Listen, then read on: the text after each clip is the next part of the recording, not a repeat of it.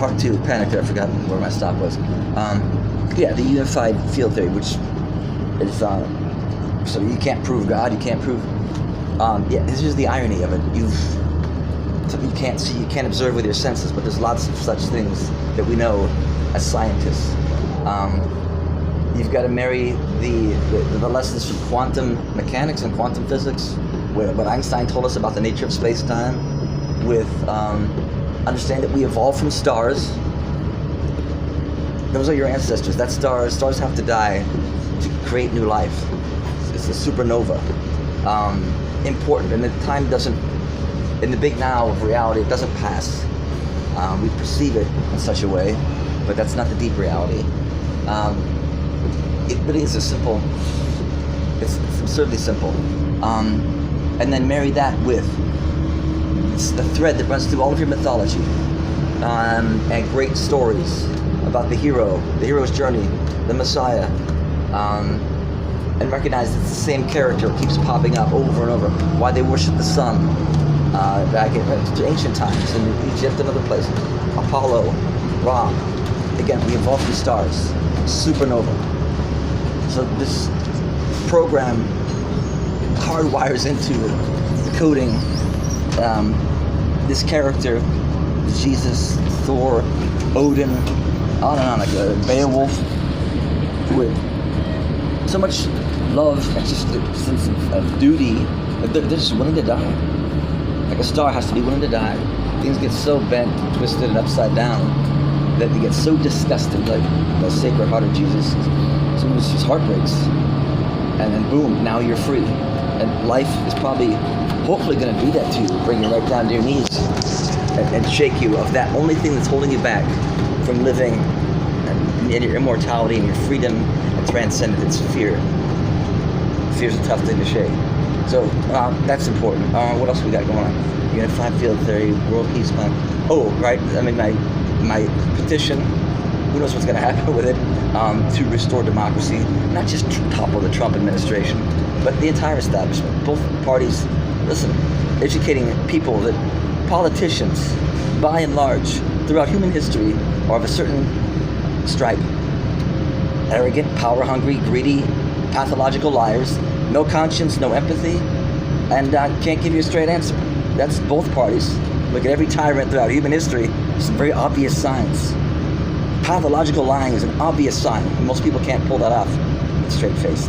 Psychopaths, psychopathy, sociopaths, narcissists keep moving the goalposts and trying to split hairs. I've lived with such people. Don't judge them. There's no story.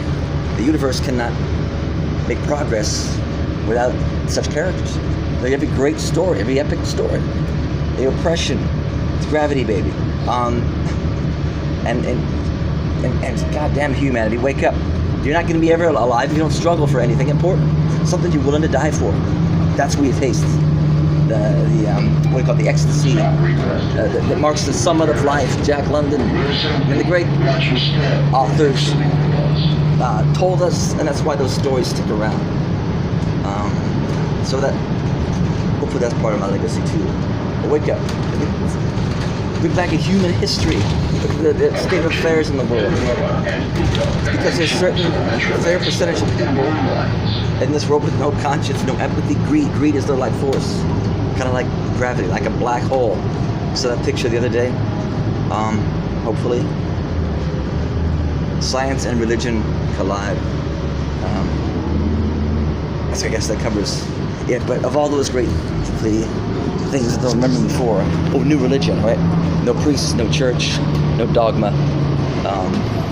But just calling out to those people who want to have that sense of fellowship, get together, celebrate. I mean, our lives are a connection to other people, and whether you believe in God or not, it's fine. Just open to. We're here for a reason.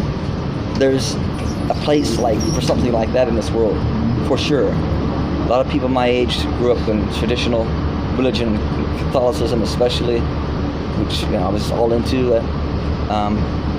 They're not Catholic anymore. They're seeing all the flaws with establishment religion. It's a force of oppression. I'm certain of God's, this loving, intelligent force, energy behind everything. Otherwise, you wouldn't have supernovas. The game couldn't continue. This loving presence is always there, waiting for the darkest hour.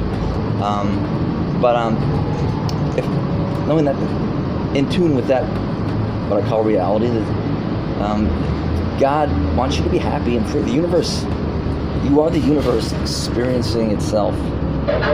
Disconnected, meaningless, insignificant in the cosmos, while you, I mean, it's a paradox. It's a fair, but that's, the opposite is also true. You are a microcosm of everything in the universe. Stars, black holes, the same forces that guide the stars, gravity, electromagnetism, nuclear reactions inside of a star are guiding you as well. And sometimes that guidance is terrifying, or you remember what you are, and life reveals itself in a way that you know, oh wow, this is what life is. We most of the time go through our existence in a certain state of relationship to things happening around us, and then we have these weird things. Authors talk about it, and they code it. The rabbit hole, parallel dimensions, over and over time travel. That's the universe talking to itself. That story was written for you, not 500 years ago. Now, everything's happening now. So yeah, hope that's an entertaining video for you. 3-point conversion. Bye.